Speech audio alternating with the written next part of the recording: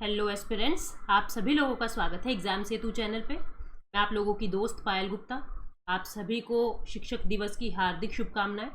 और हम अपने 7th क्लास की हिस्ट्री के एनसीईआरटी कोर्स में आगे बढ़ते हैं। अब तक देखो हम लोगों ने क्या देख लिया है। हम लोगों ने देख लिया था किस तरीके से हर्षवर्धन की मृत्यु के बाद, यानी जब प्राचीन भारत समाप्त होता है, एंशियंट हिस्ट्री समाप्त होती है, कब? लेटर गुप्ता टाइम में, यानी हर्षवर्धन की मृत्यु के बाद दक्षिण भारत में कौन कौन लोग आ जाते हैं। हम लोगों ने अलग अलग लोग देखे, राष्ट्रकूटास देखे, चोला देखे, पल्लव देखे, पांड्या देखे, चेरा देखे, तो अलग अलग लोग देखे। इस तरीके से हम लोगों ने देखा था कि पश्चिम की तरफ भी गुर्जारा प्रतिहारा लोग फैले हुए हैं, पाल वंश बंगाल के पास फैले हुए हैं, दक्षिण भारत में राष्ट्रकूटा लोग फैले हुए हैं। ठीक है, उसके बाद हम लोगों ने अलग अलग तरीके से इनको समझा था, यानी चैप्टर नंबर 1 और चैप्टर नंबर 2 को हम लोग समाप्त कर चुके।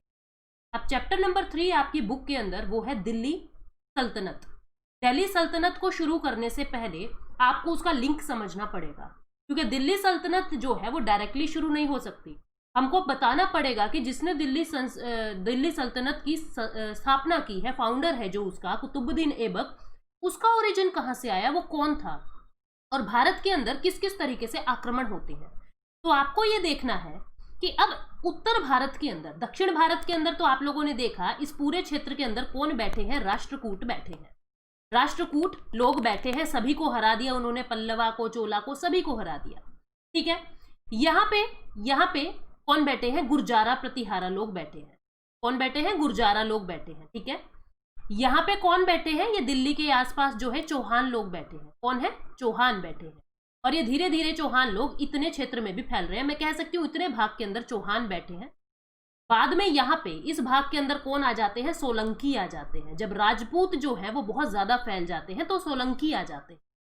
तो आप कह सकते हो यहाँ पे आपके वो पाल वंश के लोग बैठे थे। ठीक है, पाल वंश के लोग बैठे हैं यहाँ पे। इस पूरे एरिया के अंदर कौन बैठे हैं, राजपूताना घराना के लोग बैठे हैं।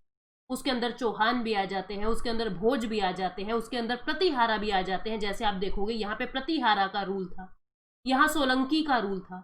ठीक है, तो पूरे इस एरिया के अंदर अगर मैं इसको तरीके से बताऊं आप लोगों को, तो इस पूरे एरिया के अंदर अब कौन फैला है, इस पूरे एरिया के अंदर अब राजपूत फैले हैं। कौन फैले हैं, राजपूत फैले हैं। और इधर कौन रह गए, इधर राष्ट्रकूट रह गए। ठीक है, अब आगे बढ़ते हैं हम। ये राष्ट्रकूट इन राजपूतों से लड़ाई करेंगे इस क्षेत्र के ऊपर कब्जा करने के लिए, उत्तर भारत की तरफ कब्जा करने के लिए। लेकिन राजपूतों से लड़ते हुए ये जो राष्ट्रकूट हैं ये हार जाते हैं। तो अब हम उत्तर भारत को पढ़ेंगे कि हर्षवर्धन की मृत्यु के बाद उत्तर भारत में क्या चल रहा है। ठीक है, हमारा जो मध्यकालीन भारत है वो 3 तरीके से बटा हुआ है। 3 तरीके से, कौन कौन सा? अर्ली मेडिवल इंडिया, ठीक है, अर्ली मेडिवल इंडिया, फिर आ जाएगा हमारा दिल्ली सल्तनत, और फिर हमारा आ जाएगा मुगल काल, मुगल इरा, मुगलों का काल। इन 3 अलग अलग भागों के अंदर हम पूरी मध्यकालीन भारत पढ़ेंगे। आज की क्लास में मैं आपको इस पार्ट को कंप्लीट करा दूं। अब देखो अर्ली मेडिवल के अंदर क्या बता रहे हैं। हर्ष की मृत्यु के बाद उत्तर भारत के अंदर 5 शताब्दियों तक कोई राजनीतिक एकता नहीं हो रही है। मतलब छोटे छोटे राजा बैठे हैं जिनकी एक दूसरे से बिल्कुल नहीं बन रही है, वो आपस में ही लड़ रहे हैं। बहुत अलग अलग राज्य, जैसे कश्मीर के अंदर गांधारा राज्य, सिंध राज्य, गुजरात, कन्नौज, अजमेर, मालवा, बंगाल, असम, ये अलग अलग राज्य और इनके राजा उभर रहे हैं उत्तर भारत के अंदर।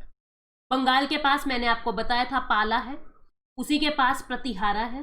ठीक है, राष्ट्रकूटों ने कोशिश की कि हम राजपूतों से कुछ लड़ाई करके कुछ क्षेत्र ले लें, लेकिन वो हार जाते हैं। आप देखो परमार बैठे हैं यहाँ पे, यहाँ चौहान लोग बैठे हैं, यहाँ गढ़ावल लोग बैठे हैं। ये गढ़ावल आप देखोगे मोहम्मद गौरी से लड़ाई होगी गढ़ावल लोगों की। प्रतिहारा लोग बैठे हैं, तोमर लोग बैठे हैं, चंदेला बैठे हैं, सोलंकी बैठे हैं। ये सारे कौन है जिनको मैंने सर्कल किया है, ये सारे राजपूत हैं। कौन है, राजपूत हैं, यानी राजा के पुत्र राजपूत लोग हैं। अब राजपूत लोगों के लिए भी अलग अलग बात है। कोई कहते हैं ये रूलर के बच्चे हैं, कोई कहता है ये क्षत्रिय वंश से आते हैं। तो राजपूतों के लिए भी अलग अलग बातें जो है वो कही हुई है। अब धीरे धीरे हम आगे बढ़ रहे हैं। आपको किन किन चीजों को ध्यान रखना है, एक तो इस पूरे क्षेत्र को जो आपको रेड लाइंस में दिख रहा है, और इस राजधानी को, ये गजनी, ये यहाँ पे पेशावर था, ये यहाँ पे एक दर्रा था जिसका नाम है खाइबर पास। इस खाइबर पास की हेल्प से ही, इस दर्रे की हेल्प से ही, ये पहाड़ों के बीच में जगह होती थी, कटी हुई एक जगह होती थी जिसे दर्रा कहते थे, पास कहते थे, यहीं से ही अरब लोग अब भारत के अंदर घुसपैठ करेंगे, यहीं से ही अरब लोग भारत के अंदर एंट्री करने की कोशिश करेंगे। ये पूरा जो आप किंगडम देख रहे हो, अब इस पूरे भारत के, उत्तर भारत के ऊपर राजपूत लोग बैठे हैं। ठीक है, राजपूत के बारे में मैंने आपको बता ही दिया है कि 7वीं और 8वीं शताब्दी में राजपूत जो है वो मुस्लिम से लड़ाई करते हैं। बहुत सारे मुस्लिम इन्वेजन इस तरफ से हो रहे हैं, बहुत सारे मुस्लिम लोग यहाँ पे आने की कोशिश कर रहे हैं, लेकिन राजपूत लोग हिंदुओं की रक्षा में और भारत की रक्षा में उन लोगों से लड़ते रहते हैं। चौहान, इनके अंदर सबसे फेमस जो राजपूत लोग थे वो थे। उन्होंने अजमेर के ऊपर, आप देख पा रहे हो चौहान कहाँ है, चौहानों ने अजमेर शहर के ऊपर जो है रूल किया। इनके अंदर फिर जो अगला इंपॉर्टेंट रूलर था वो कौन था, विग्रराज। विग्रराज ने दिल्ली के ऊपर कब्जा कर लिया, राजपूत है ये भी, इसने दिल्ली पे कब्जा कर लिया। अब चौहान ने मोहम्मद गोरी से बहुत ज्यादा लड़ाई की। चौहानों ने मोहम्मद गोरी से, जो आपको नाम भी पता होगा, पृथ्वीराज चौहान और मोहम्मद गोरी की लड़ाई होती है, समझेंगे आगे जब बैटल ऑफ तराइन हम पढ़ेंगे, तराइन का युद्ध जब हम पढ़ेंगे तब समझेंगे इसे। इसी तरीके से परमारा लोग भी वहां पे थे। भोज नाम का राजा था जो राजपूतों का था, बहुत विख्यात था। ठीक है, और इन राजपूतों की जो शक्ति थी वो बहुत ज्यादा मानी जाती थी, लेकिन ये लोग कभी तो राष्ट्रकूटा से लड़ रहे हैं, कभी आने वाले मुस्लिम से लड़ रहे हैं, कभी अरब लोगों से लड़ रहे हैं। तो मतलब इतनी सारी लड़ाई में ये राजपूत लोगों का पैसा लग रहा है, इनकी सेना भी मरती जा रही है, यानी ये लोग अब कमजोर हो रहे हैं। जब आप किसी से बार बार एक ही इंसान से लड़ रहे हो तो ऑब्वियस है वो लोग कमजोर तो होंगे, तो लड़ते लड़ते ये लोग अब कमजोर हो गए। ठीक है, लेकिन हम कह सकते हैं कि उत्तर भारत में हिंदू धर्म को बचाने वाले और उत्तर भारत के अंदर उत्तर भारत को बचाने वाले एक बहुत बड़ी शक्ति के रूप में थे ये राजपूत। ठीक है, अब आगे बढ़ते हैं। अब इन क्षेत्रों को देखना, ये एरिया है पंजाब का पूरा, ये वो भारत का पंजाब नहीं है, ये पाकिस्तान का पंजाब है। आप देख रहे हो कहाँ का एरिया है, ये पाकिस्तान का पंजाब है। लाहौर को याद रखो कहाँ पे है, ठीक है, पेशावर को याद रखो कहाँ पे है, यहाँ पे आपका वो खैबर पास था, यहाँ पे आपका वो गजनी नाम की जगह थी, यहाँ पे मुल्तान है। अब इन क्षेत्रों के नाम बार बार आपको याद करने पड़ेंगे। और ये क्षेत्र कौन सा है, सिंध। ये वो क्षेत्र है जो पाकिस्तान का हिस्सा है। ठीक है, पाकिस्तान के साथ साथ अफगानिस्तान का भी कुछ हिस्सा यहाँ पे आता है और भारत के पड़ोसी देश में है। आज के प्रेजेंट इंडिया के पड़ोसी देश में पड़ता है, अफगानिस्तान और पाकिस्तान का हिस्सा है ये सिंध। अब बढ़ते हैं हम इसकी तरफ आगे। ठीक है, ये लोकेशन आपको याद करनी है, पेशावर कहाँ है, पंजाब कहाँ है, लाहौर कहाँ है, मुल्तान कहाँ है। ठीक है, और यहाँ पे ही पास में काबुल पड़ता था, और ये जगह कौन सी है, सिंध है। अब हम आगे बढ़ते हैं, बिल्कुल ध्यान से इन चीजों को याद रखना। अब कैसे अरब लोग आ रहे हैं सिंध के अंदर, 712 एडी का टाइम है। ठीक है, अब जो रिलीजन है, जो रिलीजन इस्लाम है, यानी जो इस्लाम धर्म है, वो मक्का के अंदर जन्म लेता है। मक्का कहाँ की जगह है, अरब की एक जगह है मक्का। ठीक है, मक्का के अंदर जो धर्म गुरु होते हैं ना, उन्हें ये प्रॉफिट कहते हैं। जैसे हम अपना धर्म गुरु कहते हैं, मुस्लिम लैंग्वेज में उसे प्रॉफिट कहा जाता है। उनका नाम क्या था, मोहम्मद। यानी मोहम्मद वो पहले इंसान थे जिसने मुस्लिम धर्म का प्रचार करना शुरू किया। मुस्लिम धर्म के बारे में ये प्रवचन देते थे, बातें बताते थे लोगों की, अल्लाह ऐसे होते हैं, अल्लाह वैसे होते हैं, अल्लाह ने ये कहा है, कुरान ये है, ये इस तरीके की टीचिंग देते थे। लेकिन मक्का के अंदर जो धनी व्यक्ति थे ना, वो इन धर्म की बातों को नहीं मानते थे और उन्होंने इस मोहम्मद से दुश्मनी कर ली। मोहम्मद डर के मारे मक्का से मदीना चले गए। कब, 622 एडी में। और इसी 622 एडी को मुस्लिम कैलेंडर का पहला दिन माना जाता है। मुस्लिम ईरा शुरू होता है 622 एडी से, यानी उस दिन से जिस दिन प्रॉफिट मोहम्मद, यानी जिस दिन मोहम्मद मक्का छोड़ के मदीना की तरफ मूव करते हैं 622 एडी में, उसी दिन से मुस्लिम कैलेंडर शुरू होता है, मुस्लिम ईरा शुरू होता है, जिसे कहते हैं हिजरा। क्या कहते हैं, हिजरा। ठीक है, 8 साल के बाद जो प्रॉफिट मोहम्मद है वो अपने फॉलोवर के साथ वापस लौटते हैं और 632 एडी के अंदर इनकी मृत्यु हो जाती है। ठीक है, अब प्रॉफिट मोहम्मद मर चुके हैं, लेकिन इन्होंने इन 8 सालों के अंदर पूरी दुनिया में बहुत ज्यादा मुस्लिम धर्म का प्रचलन कर दिया, बहुत सारी मुस्लिम टीचिंग्स लोगों को बता दी। अब आगे क्या होता है, अब मोहम्मद के कुछ फॉलोअर्स थे, वो अपने साथ 8 साल के बाद कुछ फॉलोअर्स लेके आए थे। फॉलोअर्स का मतलब होता है अपने भक्त लेके आए थे, ठीक है, हम हिंदू धर्म में भक्त कह देंगे, जो इसको फॉलो करते थे। उन्होंने अपना एक साम्राज्य स्थापित कर लिया और उस साम्राज्य को क्या नाम दिया? कैलिफेट। क्या नाम दिया? कैलिफेट। आप देख सकते हो कहाँ है ये पूरा साम्राज्य है अरब के अंदर, इसको हम क्या कह रहे हैं? कैलिफेट। ये किसका एम्पायर है? जो मोहम्मद के फॉलोअर थे, उन्होंने अपना पूरा साम्राज्य बसा लिया यहाँ पे। यहाँ पे आपका ईरान, इराक, वो वाली जगह आ जाएगी सारी, ठीक है। और इसको क्या नाम दिया अपने साम्राज्य को? कैलिफेट। अब इस कैलिफेट के 2 टुकड़े हो गए, यानी इसके अंदर 2 खलीफा है। साम्राज्य एक है, लेकिन इस साम्राज्य के अंदर रूल करने वाले यानी 2 खलीफा है। हिंदी में कहते हैं खलीफा और इंग्लिश में कहते हैं कैलिफ्स। कौन कौन से? एक को कहते हैं उमायुद्स, एक को क्या कह रहे हैं? उमायद, ये आप देख पा रहे हो। और दूसरे साम्राज्य को क्या कह रहे हैं हम? अब्बासिड। कैलिफेट के अंदर अब 2 रूलर हैं, 2 किंगडम हैं, 2 राज्य हैं। कौन कौन से? उमायद और अब्बासिड, ठीक है। अब आगे बढ़ते हैं हम लोग। अब क्या हो रहा है, वो अपना इस्लाम धर्म है उसको फैलाते जा रहे हैं।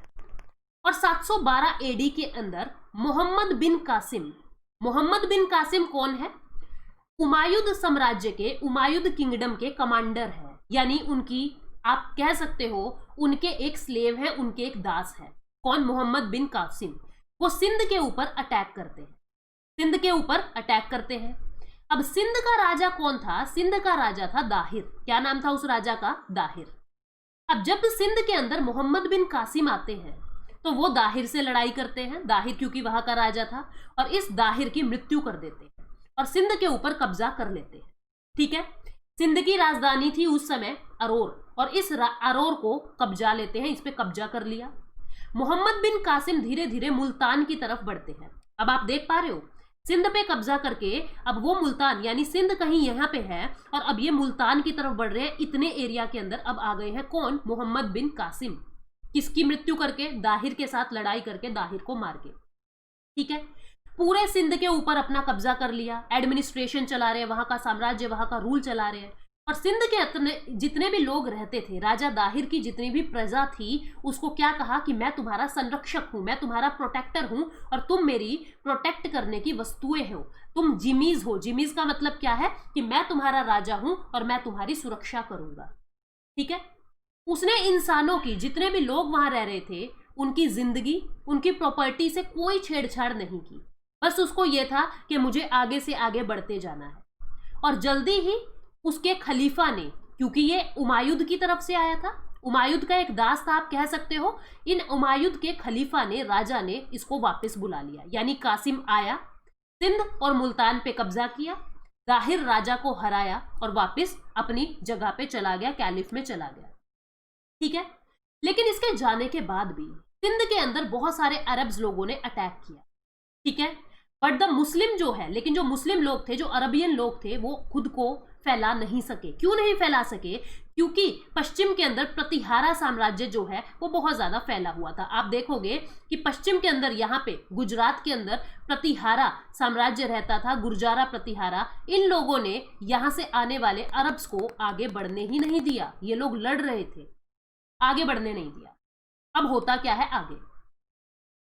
अब इसके बाद क्या होता है कि अब्बासिड कैलिफेट, मैंने आपको क्या कहा था कि 2 साम्राज्यों में बटा था इनका पूरा। कैलिफेट नाम का जो साम्राज्य था, जो इनका साम्राज्य था, वो 2 तरीके के, 2 नामों में, 2 साम्राज्यों में बटा था, 2 किंगडम में बटा था। एक का नाम क्या था? अब्बासिड, ठीक है, और एक का नाम क्या था? उमायद। क्या था? उमायद।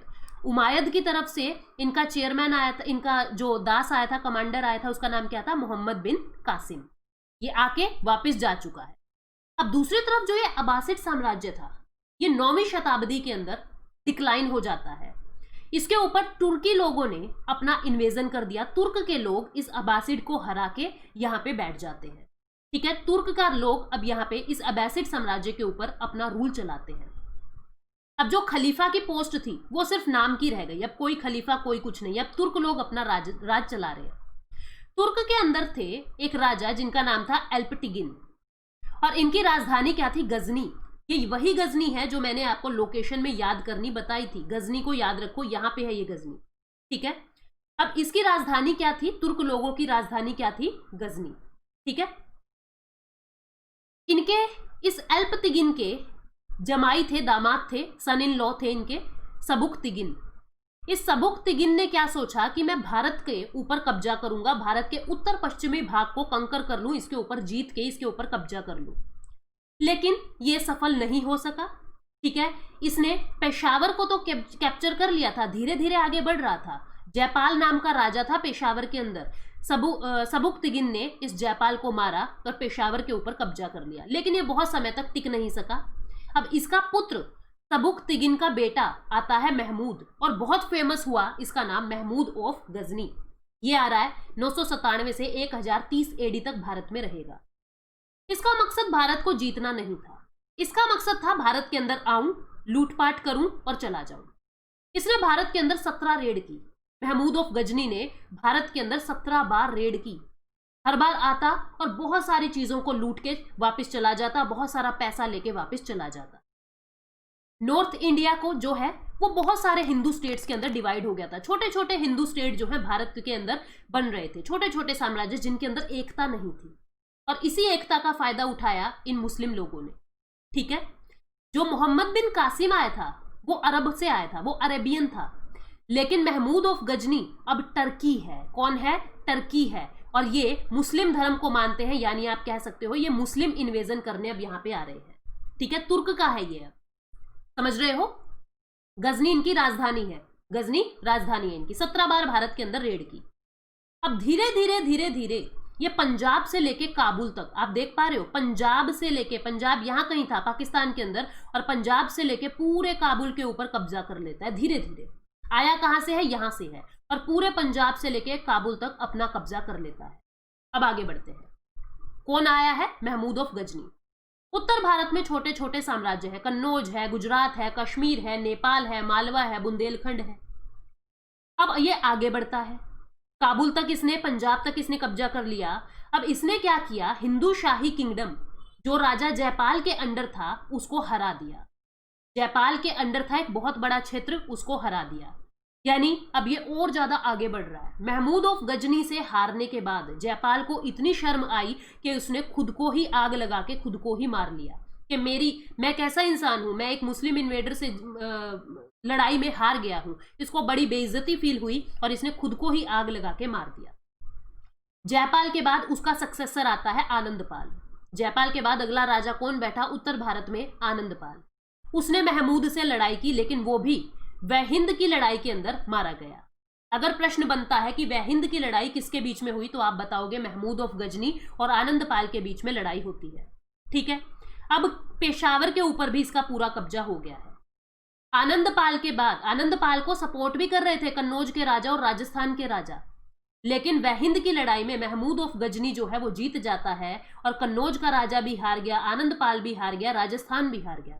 यानी अब कन्नौज के ऊपर भी कब्जा हो रहा है धीरे धीरे। उसने मथुरा के ऊपर अटैक किया, कन्नौज के ऊपर अटैक किया, गुजरात के ऊपर अटैक किया। ठीक है, ये महमूद 1024 में फिर आया। ये क्या करता था? अटैक करता था, पैसा लिया यहां से और वापस चला गया। अब 1024 में महमूद फिर आता है मुल्तान की तरफ से। ठीक है, अब इसने सोलंकी राजाओं को हरा दिया। गुजरात के अंदर थे सोलंकी राजा, इनको हरा दिया। ठीक है, और जो हमारा सोमनाथ का मंदिर था उसको बिल्कुल कंगाल करके चला गया, पूरी तरीके से डिस्ट्रॉय कर दिया। ये जिस भी सिटी के अंदर आता था, यूं समझ लो वो शहर जो है वो तबाह हो चुका है। तो सोमनाथ का मंदिर और गुजरात के अंदर बहुत सारा इसने नुकसान करके ये वापस चला गया, ये वापस अपने गजनी के अंदर चला गया है। ठीक है, 1030 एडी में इसकी मृत्यु हो जाती है। 1024 ये भारत के अंदर लास्ट इसकी यात्रा थी जब वो सोमनाथ के मंदिर को लूट के गया था, और 1030 एडी में महमूद ऑफ गजनी मारा गया। ठीक है, अब गजनी के बाद गजनी जो है वो मर गया, यानी महमूद ऑफ गजनी मर गया। महमूद ऑफ गजनी का एक दास आता है, क्या नाम था उसका? मोहम्मद गोरी। अब मोहम्मद गोरी आता है, महमूद ऑफ गजनी का ये एक दास था। महमूद की मृत्यु के बाद इसने क्या कहा? मैं स्वतंत्र हूं, अब मैं ही राजा हूं। मोहम्मद गोरी ने अब खुद को राजा घोषित कर दिया। गजनवीड जो पूरा इनका साम्राज्य था गजनियों का, वो डिक्लाइन हो जाता है महमूद ऑफ गजनी की मृत्यु के बाद, और उनका जो दास था मोहम्मद गोरी वो अब राजा बन जाता है। उसका नाम क्या था असली में? मुइजुद्दीन मोहम्मद। इसको फेमस मोहम्मद गोरी के नाम से जानते थे। उसने पूरी गजनी के ऊपर अपना कंट्रोल कर लिया। अब वो क्या चाह रहा था कि गजनी के ऊपर तो कंट्रोल कर लिया, लेकिन मैं इंडिया में चलता हूँ, इंडिया में बहुत सारा पैसा, बहुत सारा धन है, और महमूद ऑफ गजनी भी बहुत सारा पैसा लाया था, तो मैं भी अब भारत पे जाता हूँ। अब इन दोनों में डिफरेंस क्या था? जो महमूद ऑफ गजनी था ना, उसने कभी नहीं सोचा था कि मैं भारत के ऊपर कब्जा कर लूं। वो क्या सोचता था कि मैं भारत में आऊंगा, यहाँ पे रेड, यहाँ पे लूटपाट, प्लंडरिंग करके, और यहाँ से सारा पैसा लेके अपनी राजधानी में वापस चला जाऊंगा। और इसको एक शौक था कि मैं गजनी के अंदर अपने नाम से एक शहर बनाऊं। ठीक है, वो बस अपनी फेम पाना चाहता था कि लोग मुझसे डरे। वो एक फेम आतंकवादी की तरह था। अब क्या हो रहा है, मोहम्मद गोरी क्या चाह रहा है, मैं भारत के ऊपर कब्जा करूं। वो इंडिया को जीतना चाहता था। ठीक है, अब होता क्या है, मोहम्मद गोरी ने मुल्तान को कैप्चर कर लिया। ठीक है, मुल्तान के ऊपर कब्जा कर लिया, पंजाब के ऊपर कब्जा कर लिया। पंजाब के ऊपर उस समय खुसरो मलिक का राज था, और वो पंजाब के ऊपर कब्जा कर लेता है। कौन? मोहम्मद गोरी। ठीक है, अब धीरे धीरे पंजाब से जैसे जैसे आगे बढ़ रहा है, ये चौहान राज्य की तरफ नजर करता है। चौहान राज्य की लोकेशन आप लोग देख लेना, आप भूलना नहीं है कहां पे किसकी लोकेशन थी, आपको आसान कर देगा। पंजाब कहीं कहीं यही था पाकिस्तान के अंदर। अब ये चौहानों की तरफ आगे बढ़ रहा है, चौहानों की तरफ आगे बढ़ रहा है, राजपूतों की तरफ आगे बढ़ रहा है। तो आपको पता है राजपूत बहुत शक्तिशाली राजा थे, और यहां इसकी लड़ाई होती है पृथ्वीराज चौहान के साथ। पहला तराइन का युद्ध होता है 1191 में। पृथ्वीराज चौहान और मोहम्मद गोरी के बीच में लड़ाई होती है। मोहम्मद गोरी जो है लड़ाई हार जाता है। अब मोहम्मद गोरी को अपने ऊपर बहुत गुस्सा आ रहा है कि मैं पृथ्वीराज चौहान से कैसे हार गया। वापस चला जाता है ये अपनी राजधानी गजनी के अंदर।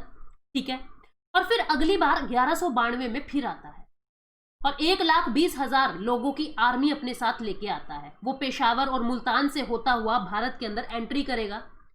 पृथ्वीराज चौहान को एक उसने ऑफर किया कि या तो तू मुस्लिम बन जा, ठीक है, या तू मुझे अपना राजा मान ले, मतलब मुस्लिम बन जा या अपना राजा मान ले मुझे, यानी मुझे अपना साम्राज्य दे दे, या मुझसे युद्ध कर।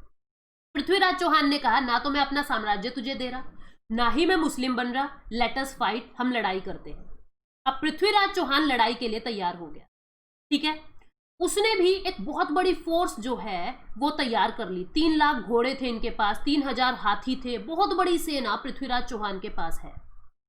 लेकिन जो मुस्लिम इन्वेडर्स आते थे ना, उनके पास कैवेलरी थी। कैवेलरी क्या होती है? जो फास्ट मूव करती है, और अपने यहाँ पे हाथी लोग हैं, धीरे धीरे चल रहे हैं, है ना। उनके वहां पे घोड़े से लड़ाई हो रही है, यहाँ पे इतने अच्छे हथियार नहीं थे। हालांकि पृथ्वीराज चौहान की जो आर्मी थी बहुत ज्यादा बड़ी थी और बहुत ज्यादा शक्तिशाली भी थी, लेकिन फिर भी हमें मानना पड़ेगा कि मोहम्मद गोरी की तैयारी इतनी तेज थी, इतना घायल शेर था वो, कि उसने पृथ्वीराज चौहान को हरा दिया। जबकि पृथ्वीराज चौहान के साथ और भी छोटे छोटे हिंदू राजा पृथ्वीराज चौहान का साथ दे रहे थे। लेकिन सेकेंड बैटल ऑफ तराइन के अंदर मोहम्मद गोरी जीत जाता है। ठीक है, उसने पृथ्वीराज चौहान को कैप्चर किया और उसको बाद में मार दिया। पृथ्वीराज गोरी इस युद्ध को लड़ाई करके पृथ्वीराज चौहान को मार के वापस अपने गजनी में चला जाता है। अब पहले क्या होता था कि जैसे भाई मान लो इस रास्ते से आए हैं, ठीक है, इतने भारत को जीत लिया, अब फिर वो वापस जा रहा है जीतने के बाद, फिर वो वापस जा रहा है चौहान को जीतने के बाद, मुल्तान को जीतने के बाद। अब क्या करता था वो, अपना एक जनरल यहाँ पे छोड़ जाता था, ताकि जब मैं अगली बार आऊं तो मुझे यहीं से लड़ाई शुरू करनी पड़े, ऐसा ना हो कि मुझे फिर से यहां से लड़ाई करनी पड़े। तो अब इस मोहम्मद गोरी ने क्या किया, अपना एक जनरल, अपना एक दास यहाँ पे छोड़ दिया, जिसका नाम क्या था? कुतुबुद्दीन ऐबक। क्या नाम था इसका? कुतुबुद्दीन ऐबक। ये कुतुबुद्दीन ऐबक धीरे धीरे दिल्ली और मेरठ के ऊपर साम्राज्य अपना फैलाने लगा, अपनी पोजीशन जो है वो स्ट्रोंग करने लगा। और इसने क्या किया कि जब मेरे जो मालिक हैं, जिनका नाम मोहम्मद गोरी है, जब वापस से आएंगे तो मैं इतने उनके लिए पूरा ग्राउंड तैयार कर देता हूं कि वो फिर से भारत के ऊपर राज कर सके। अब 1193 में फिर आता है, तब तक कुतुबुद्दीन ऐबक ने क्या किया था, पूरा ग्राउंड तैयार कर दिया था कि मोहम्मद गोरी को इंडिया को लूटने में कोई ज्यादा दिक्कत ना हो और वो भारत को और अच्छी तरीके से जीत सके। 1193 में मोहम्मद गोरी फिर आता है, वो गढ़वाल के राजा जयचंद्र के साथ लड़ाई करता है। ठीक है, इस लड़ाई को क्या नाम दिया जाता है? Battle of Chandawar. और इस गढ़वाल के ऊपर भी अपना साम्राज्य कर लेता है। गढ़वाल की लोकेशन अगर आप देखना चाहो तो गढ़वाल कहाँ है, आप इसको देखें, आपको लोकेशन जरूर पता होनी चाहिए। ये गढ़वाल अभी तक पृथ्वीराज चौहान से लड़के यहां तक लड़ा था, कुतुबुद्दीन ऐबक ने क्या किया कि इतने मेरे राजा वापिस आएंगे, मैं ऐसा करता हूं उनके लिए ग्राउंड तैयार कर देता हूं। अब अगली बार वो बैटल ऑफ चंदावर में गढ़ावल के राजा से लड़ता और इस गढ़ावल के ऊपर भी अपना साम्राज्य कर लेता है, गढ़ावल के राजा को भी हरा देता है। समझ रहे हो ना, ये पूरी स्टोरी है, कोई मुश्किल भी नहीं है। कन्नौज के ऊपर भी उसने अपना रूल कर लिया। ठीक है, अब होता क्या है, वहां पे कन्नौज के ऊपर रूल कर लिया, वो वापस गजनी के अंदर चला जाता है। कौन? मोहम्मद गोरी। ठीक है, वहां पे मोहम्मद गोरी की जो है वो डेथ हो जाती है। गजनी के अंदर मोहम्मद गोरी की डेथ हो जाती है। इंडिया में वो किसको छोड़ के गया हुआ है? कुतुबुद्दीन ऐबक को। ऐबक को पता लगता है कि मोहम्मद गोरी तो मर गया, यानी मेरा राजा तो मर गया, अब मैं खुद राजा हूं, यानी जो मेरे ऊपर था रूलर वो तो मर चुका है, अब मैं खुद राजा हूं। और ये कुतुबुद्दीन ऐबक फिर दिल्ली सल्तनत की स्थापना करेगा। किसकी? दिल्ली सल्तनत की स्थापना करेगा। क्योंकि ये दास था, इसलिए जो पहली डायनेस्टी दिल्ली सल्तनत के अंदर बैठती है वो थी स्लेव डायनेस्टी। दिल्ली सल्तनत में 5 वंश बैठेंगे। सबसे पहली थी स्लेव डायनेस्टी, क्योंकि ये स्लेव था, मोहम्मद गोरी का एक दास था, और स्लेव डायनेस्टी जो है वो पहली दिल्ली सल्तनत के अंदर पहली स्लेव डायनेस्टी बैठती है। इस तरीके से अलग अलग डायनेस्टी यहाँ पे बैठती है। फिर खिलजी डायनेस्टी आएगी, ठीक है, फिर तुगलक डायनेस्टी आएगी, फिर अलग अलग डायनेस्टी आती है, लास्ट में लोधी डायनेस्टी है। टोटल 5 डायनेस्टी हम दिल्ली सल्तनत में पढ़ेंगे, लेकिन वो हम अगली वीडियो में पढ़ेंगे। ये वीडियो हो सकता है थोड़ी सी बड़ी हो गई, लेकिन पूरी स्टोरी इंटरेक्ट करनी जरूरी थी। ठीक है, मैं इन शॉर्ट आपको बता दूं कि पहले राजपूतों का राज चल रहा था उत्तर भारत के अंदर। फिर सबसे पहले अरब से एक इन्वेडर आता है जिसका नाम था मोहम्मद बिन कासिम। कासिम को वापस बुला लिया था वहां पे, और दूसरी तरफ तुर्की ने अबैसिड के ऊपर अटैक कर दिया था। अबैसिड हार गए और अब तुर्क राजा का इन्वेजन हो रहा है। तुर्क राजा के अंदर सबसे पहले कौन आते हैं? एल्पटिगिन के जो दामाद थे सुबुक्तिन। सुबुक्तिन ने हमारे भारत के ऊपर अटैक किया। सुबुक्तिन के बाद इनकी राजधानी गजनी थी, और इसके बाद कौन आते हैं? महमूद ऑफ गजनी। महमूद ऑफ गजनी आते हैं, बहुत बार 17 बार भारत को लूट के वापस चले जाते हैं। इनकी मृत्यु के बाद इनके दास आते हैं जिनका नाम था मोहम्मद गोरी। मोहम्मद गोरी ने हमारे यहाँ पे चौहानों से लड़ाई की, पृथ्वीराज चौहान से लड़ाई की, बैटल ऑफ तराइन की। ठीक है, बैटल ऑफ तराइन के बाद बैटल ऑफ चंदावर की, जिसके अंदर उन्होंने गढ़ावल के राजा को हरा दिया। और मोहम्मद गोरी की मृत्यु के बाद कुतुबुद्दीन ऐबक, जो इनके दास थे जिन्हें वो भारत में छोड़ के जाते हैं, वो दिल्ली सल्तनत का स्थापना कर देते हैं। ये सारी बात आपको एनसीईआरटी में नहीं मिलेगी।